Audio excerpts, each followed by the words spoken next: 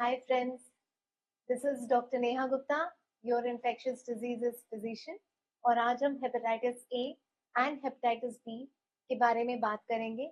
ये दोनों ही infections jaundice या कि लिवर का इन्फेक्शन कराती हैं और ये दोनों ही बहुत डेंजरस हो सकती हैं। गुड न्यूज़ ये है कि ये लिवर का इन्फेक्शन कराने वायरसेस को हम प्रिवेंट कर सकते हैं।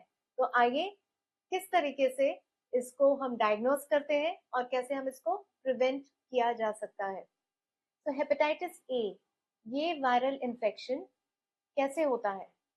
कंटामिनेटेड फूड एंड वाटर, अगर कोई गंदा पानी या गंदा खाना खाया है तो फिर ये इन्फेक्शन हो सकता है।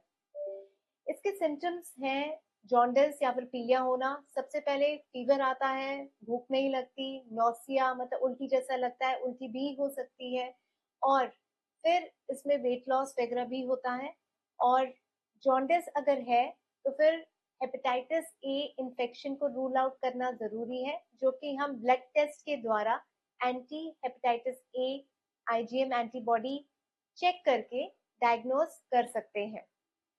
इसको हमें प्रिवेंट करना चाहिए और प्रिवेंशन के लिए आपको स्ट्रीट फूड स्पेशली मॉनसून में नहीं खाना है, अच्छा खाना खाना है और मोस्ट इम्पॉर्टेंटली अपना वैक्सीनेशन स्टेटस डेफिनेटली चेक करें।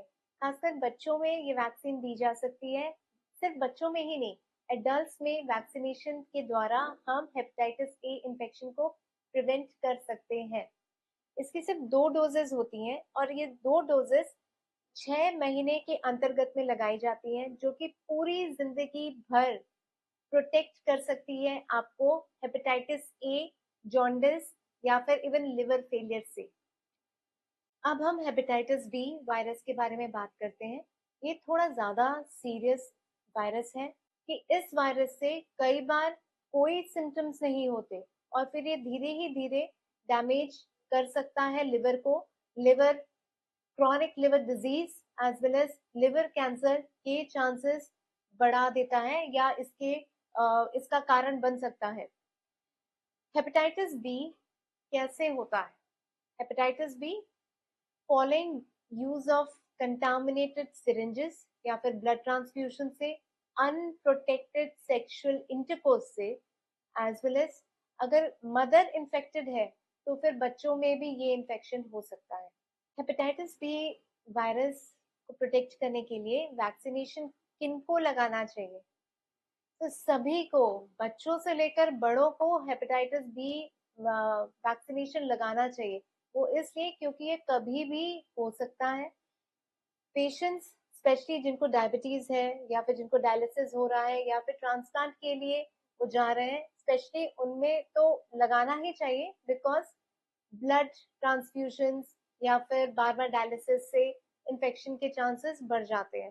बट अगर आपको कोई भी तकलीफ नहीं है फिर भी ये वैक्सीनेशन जरूरी है, ताकि आप अपने आप को हेपेटाइटिस बी से बचा सके और बस अपने आप को ही नहीं, आपके फैमिली मेंबर्स भी आपके खुद के वैक्सीनेशन से इस वायरस से भी बच सकते हैं।